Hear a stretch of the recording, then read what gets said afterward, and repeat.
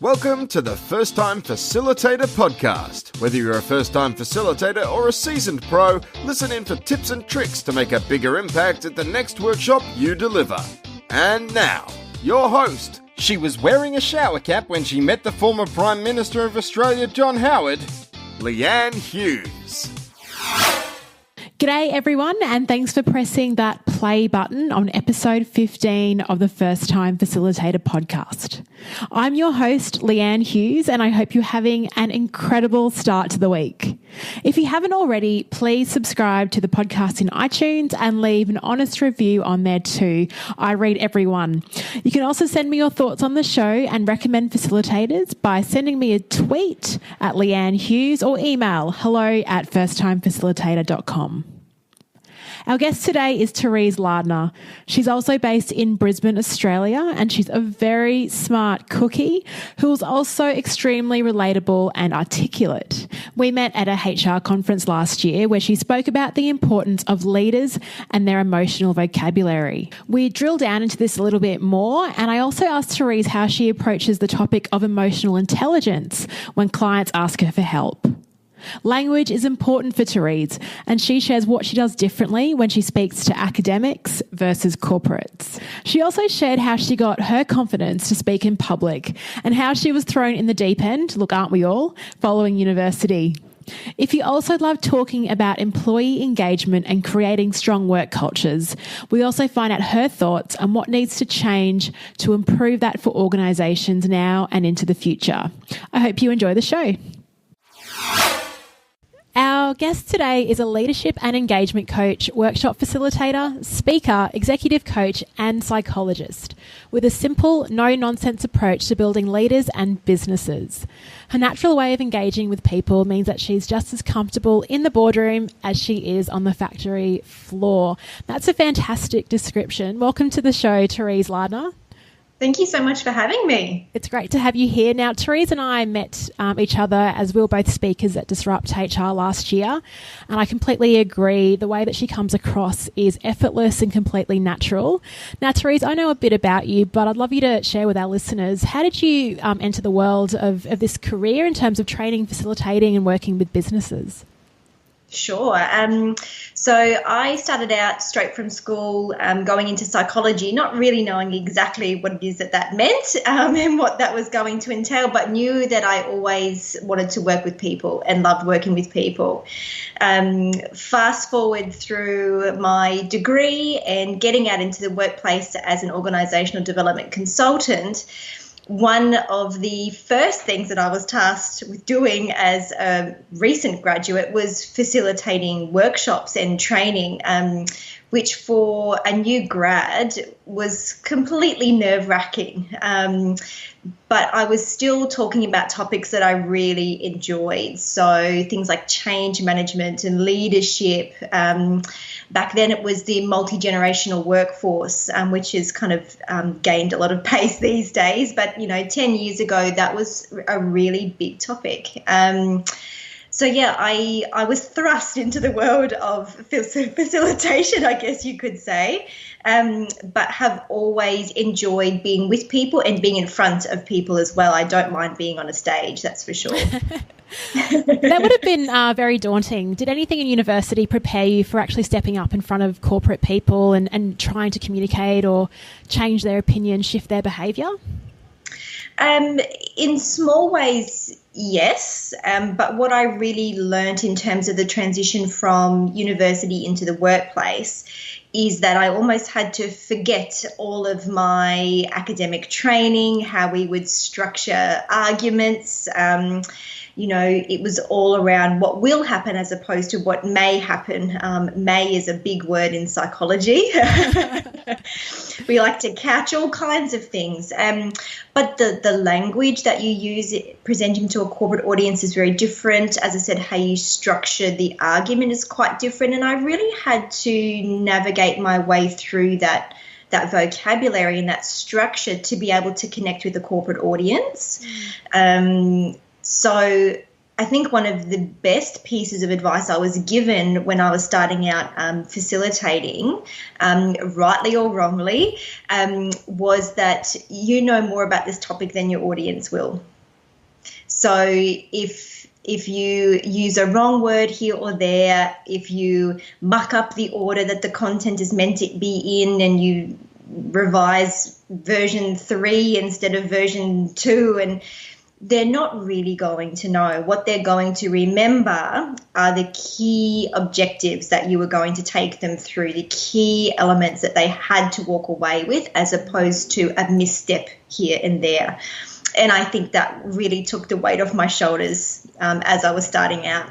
Yeah, that's really good advice, I think. It's all about what's the end goal here. And the journey, you may have an idea of what that map looks like, but I think you do find in facilitation, depending on where the conversation goes or what stories are brought up with your group, instead of going from A, B, C, you might go A, C through to B. And yep. Yeah, and that's absolutely okay. I'd love to talk about the language. I guess coming from an academic background, you talk a lot, might use some big words or talk about statistic and really need to back up a lot of what you say with facts and evidence. It's a very evidence-based approach, being a science. So how did you kind of lose that, not armour, but that vocabulary and switch over to more of the corporate talk where you could relate to more people? I think you hit the nail on the head earlier when you were talking about outcomes. So it really is about what is it that this person will walk away with, as opposed to what will make me as the facilitator seem the smartest the smartest person in the room, and what's the biggest word I could use to possibly describe that. So in terms of what problem you're solving and the outcome that they need to walk away with, that's what you really focus in on when you're shifting that language away from the very scientific or the very academic. Yeah. You travel quite interstate to mine sites, construction sites, but you're also very comfortable in boardrooms. When preparing for the different types of audiences, how do you prepare for that? What does that look like for you? It will vary depending on the client and what it is that I'm doing. So sometimes I do dress differently, but it's really about understanding what the drivers and motivators of my audience are. What's important to them, what drives, what motivates them, and what do they need out of the communication, and then going from there. And sometimes that might mean me using slightly different language, different ways of explaining things, sometimes multiple ways of explaining things. If I've got a wide variety of people in the room, it would just depends on who I'm speaking with. Yeah, okay. Now, you mentioned earlier that you're very comfortable on stage, and that came across with your speech last year. You absolutely killed it. Is that something that, have you always had that confidence? Have you always felt comfortable presenting in front of people growing up? Or is it something that now that you're doing more of it, it's just evolved and now over the course of the years you've got this great experience under your belt? A bit of both. So as a fairly young child, I was involved in lots of choral work, so lots of choirs and voice work and singing. So that just gave me a natural level of comfort with being in front of potentially thousands of people and that being okay. And so as a young kid, I had that. But then moving into the workplace, you have this extra pressure of judgment, I think, that you don't necessarily have outside of that environment. So I certainly had to overcome, what do they think of me, or I've said the wrong word, or I'm losing track of this.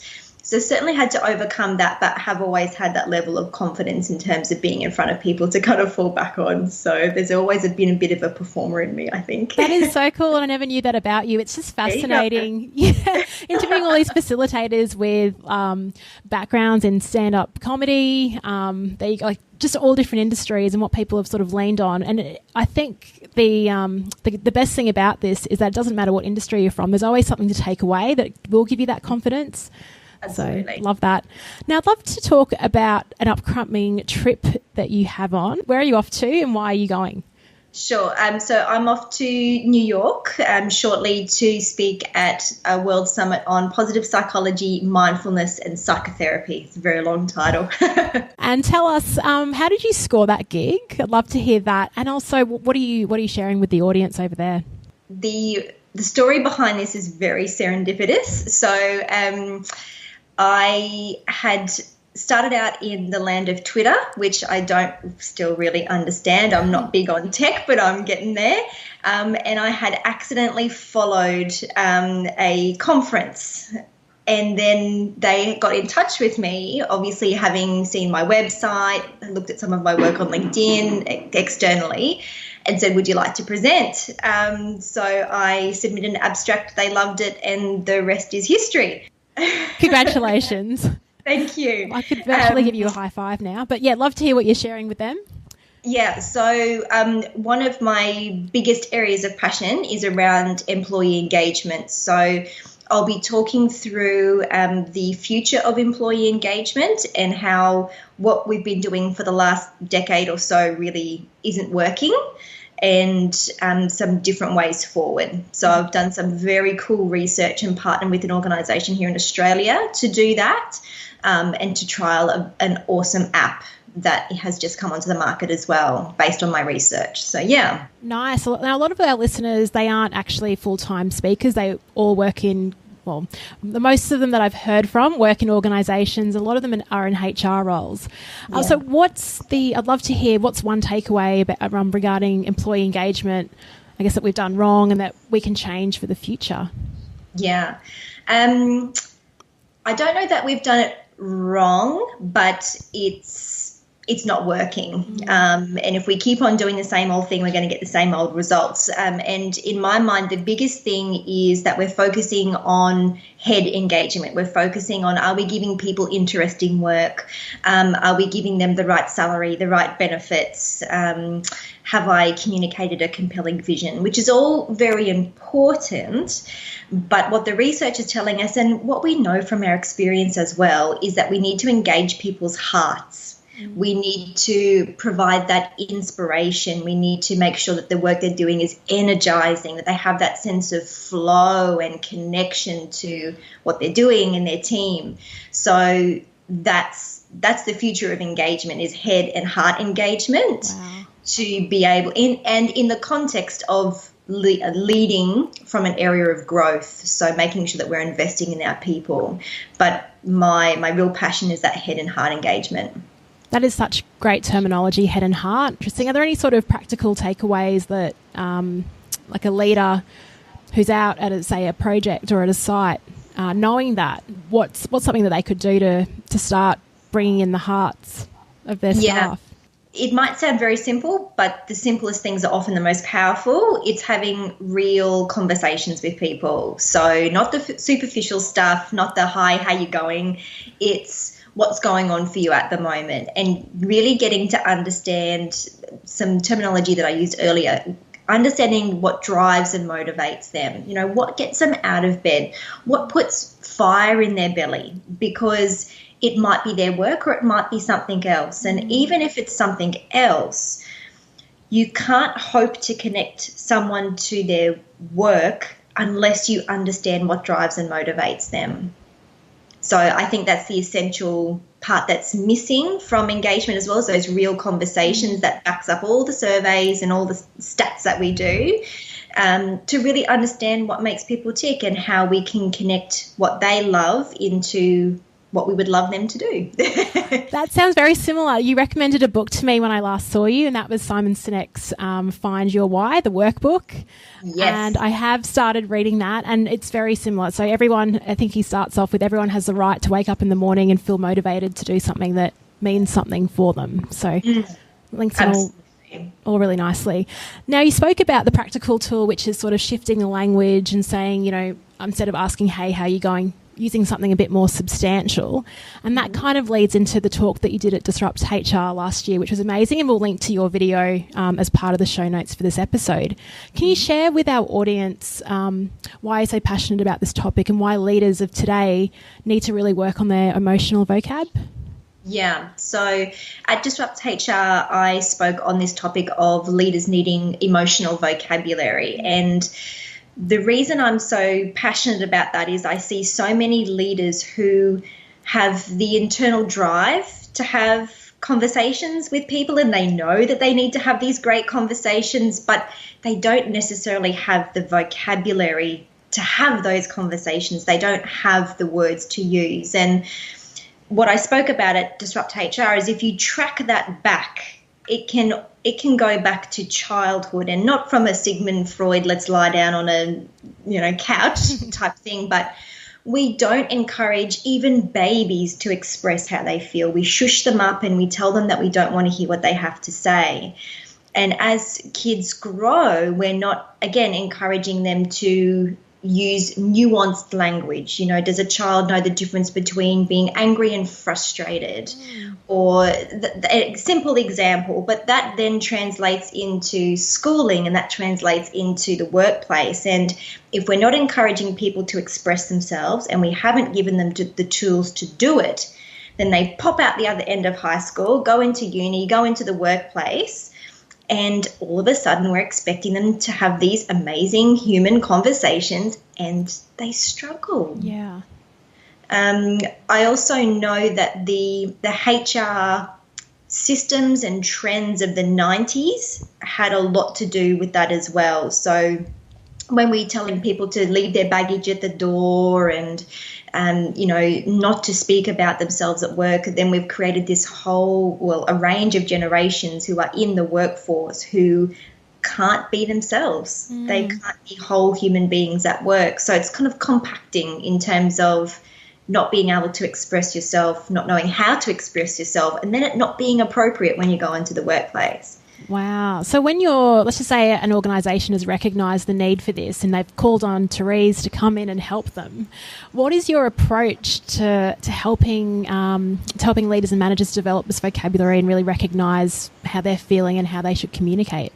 I think a lot of it is actually breaking down the barriers that are there to having the conversations to begin with, and that's the most uncomfortable part. And it's the part that lots of people like to skip over and let's just go and do the workshop and let's get on with it. But unfortunately, you need to unpack some of that stuff and understand how it is that you've arrived at the spot of not being able to feel comfortable having those conversations. There is a certain element and that's done one-on-one because it needs to be done in a very safe, sensitive environment, because folks are pretty vulnerable having those conversations. What you can then do is back that up with some group work or small team work around pure vocab, introducing people to new phrases, new terms, new perspectives on situations. But you also need to back that up with giving people an understanding of the physiological reactions and feelings that they have that connect to those words, so that when they start to actually experience them in their body, they have this new nuanced, so subtle, lots of detail language that they can use to describe what they're actually feeling. Because, again, one without the other is kind of useless. Yeah. So if you have the words without actually knowing what that attaches to, it's useless. And if you go, oh, I'm feeling that my heart rate is going up and I've got a frog in my throat, or I'm starting to get a headache, but I can't describe that, again, useless. They need to go together. Oh, wow. That's so fascinating. So you do this one-on-one first, and then that makes so much sense because it's quite a delicate topic, and you possibly are uncovering some things that have happened in their past which have led to that. I'm not too sure what you do, but do you get them to start sort of thinking, like, if I was angry, how would I react? Or getting them to think of a time where they think they were frustrated and what that felt like? Yeah, so it needs to be very relatable, because otherwise, again, it's too theoretical and people just don't understand it. But emotional vocabulary is one very specific part of emotional intelligence. So it's a tiny subset of it. So recognizing that if you start then to increase emotional self-awareness, that has a flow-on effect to the other parts of emotional intelligence, which is exactly what you're talking about. So now that I know this about myself, how does this relate to how I regulate my emotions? How do I manage the ups and downs as part of my day? How do I use that information in decision-making really effectively in a way that makes sense for me and my organization and my team? How do I manage very strong emotions like excitement, passion, anger, in a way that, again, is appropriate, because I've got this awareness to fall back on. It's kind of the first building block that has to go down before the tower can start getting stacked on top of that. Yeah. What really attracted you to this, to the emotional intelligence space when you could be working on motivation or team dynamics? What was it about this in particular for you? Sure. I was introduced to emotional intelligence fairly early on in my consulting career, and number one, just found it fascinating. I find feelings and emotions fascinating. Another area that I had been involved in more recently, though, is working with the fly-in, fly-out workforce, and a lot around mental health in that type of workforce. And again, given that it's a male-dominated environment, one of the things that is really predominant in that type of work is helping particularly males to identify what it is that they're going through and be able to have conversations around that, so they can either support each other or seek support for themselves. So that really prompted that kind of passion again. And even more recently, because I have two children, my first is a girl and my second was a boy, and Lord help them both, they have a psychologist for a mother, but I recognised that how people were interacting with him and his emotional expression was different because he was a boy. And I thought, whoa, there's something here. And then I started to really look into, again, emotional expression as a child and how we foster that as a society and we don't foster it as a society. And then it kind of built from there more in the last kind of 2-3 years. Yeah, so a bit of a merger between what you're noticing in the workplace as well as family life, and you could bring that into the niche that you're doing really well in and presenting in New York on. I love how that all sort of integrates together. So let's just say you've come in, you've done some intervention work one-on-one, then in little groups.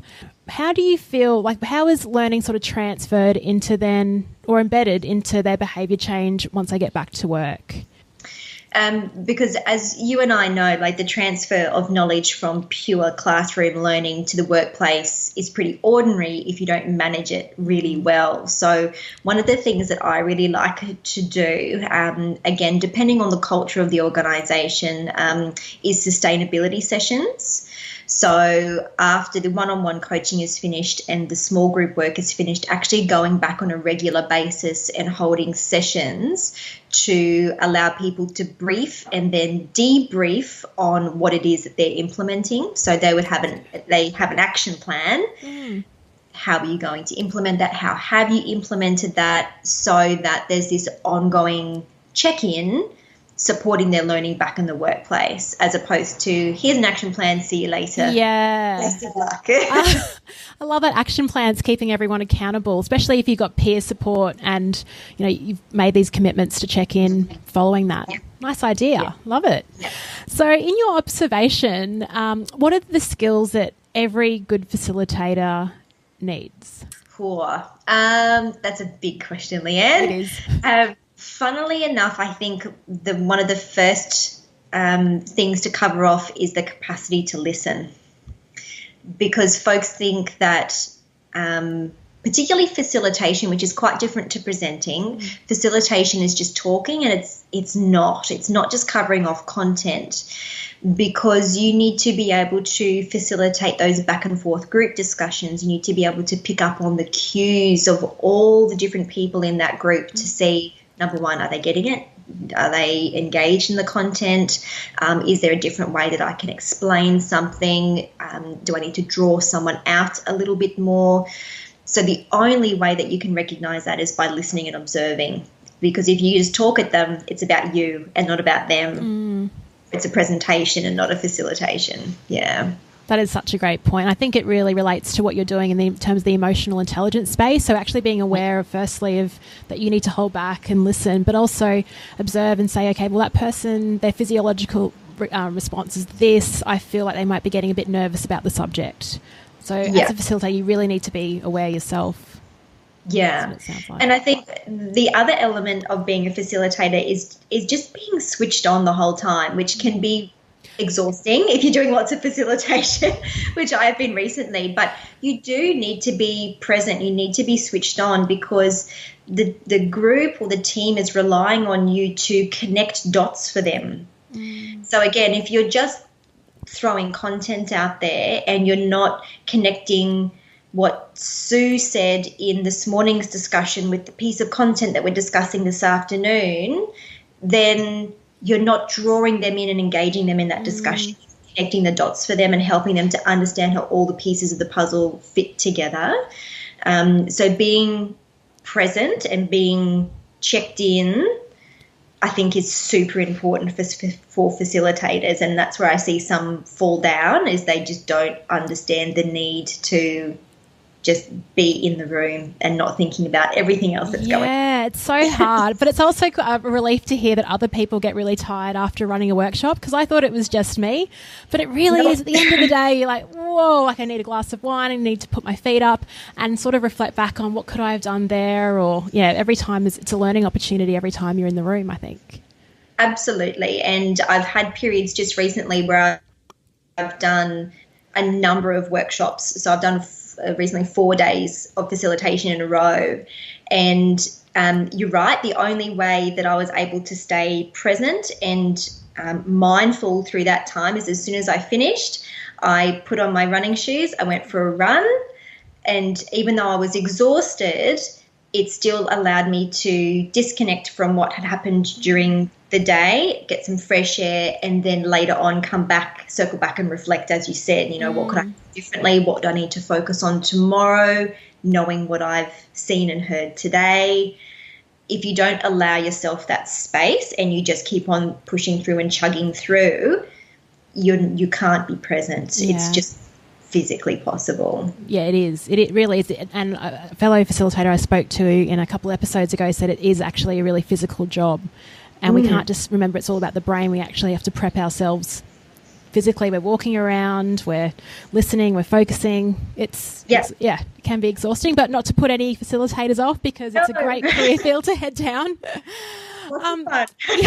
Did you find in those 4 days that you were actually modifying some content to shaping it because you heard some things, or was it just quite a structured approach? A bit of both, actually. Yeah. So it was two-day workshops back to back. So I had 2 different groups. Sure. So I was delivering the same content twice, to summarise.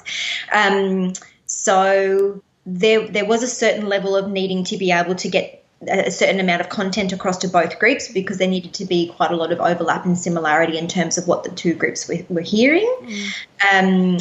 But I subtly took the learnings from previous workshops, because I think that was like the 5th time I had run that particular workshop for that organisation. I was subtly taking the learnings from each one and modifying as I went, depending on who was in the room, how they were feeling. Were they very chatty? Were they quite reserved? And skipping over content that I knew wouldn't draw them out, focusing on content a little bit more if I thought it would be more engaging, that type of thing. Yeah. That's great. Great advice for facilitators on how to modify, or what you need to do to modify some of the content, especially when you're delivering to the same company similar workshop material. Yeah, nice one. Now, you've offered a lot of practical advice for first-time facilitators. Is there anything else you'd like to add as a piece of advice for them? I know we did make it sound quite scary before, didn't we? Yeah. Quite good. And I wouldn't downplay some of the fear that folks have around facilitating, because not everybody feels as comfortable with public speaking as we do. But what I would say is, if you're able to prep yourself, be mindful and in the room, what you get out of facilitation can be quite amazing. And you get such a buzz from being in a room with a group of people, getting a message across and them just really getting it.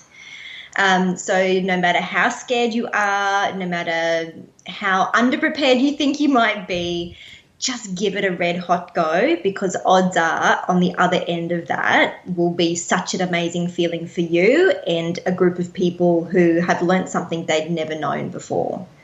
So, yeah. That's very powerful. In fact, if I wasn't a facilitator, I'm already like, yes, I want to go facilitate again, because it's so true, that amazing feeling that you get on that 1-to-many ratio, just impacting so many people. And when they're, the lights switch on in their eyes and they brighten up, and they start using the language through the workshop, there's nothing better. Yeah, absolutely. Yeah. Now that's great advice to finish on. Now, Therese, where can our listeners find you? Sure. So you can find me via my website, so mindsetcoachconsult.com.au, or places like LinkedIn and Facebook, Mindset Coaching and Consulting, or Therese Lardner on LinkedIn. Fantastic. And Therese posts up some incredible words of advice and wisdom on her LinkedIn page. So I do recommend that all our listeners follow her on that. Therese, it's been an absolute pleasure talking to you today, and I've learned so much from you, and I can't wait to share this chat with our listeners. And I also wish you the best of luck. You're flying out to New York on Saturday morning, and I can't wait to hear how that goes. And I think they've done really well getting you on the speaker card, and this is going to be such a huge gig for you. So congratulations. Thank you. Thank you so much for having me. It's been a wonderful experience. Great. Thanks, Therese. Thanks. Thanks so much for tuning in to First Time Facilitator. If you like the episode, please share it with your mates or subscribe to the podcast feed in iTunes. Till next time,